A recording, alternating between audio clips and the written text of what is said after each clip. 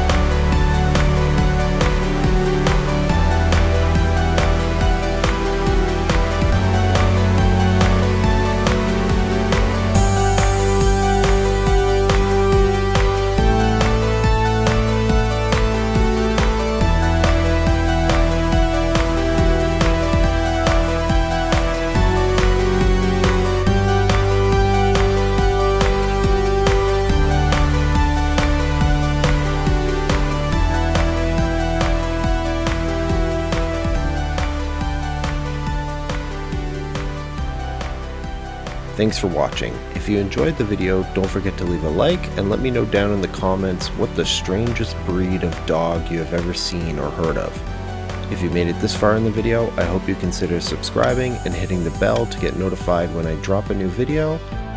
And again, thanks so much for watching, and I hope you all take care.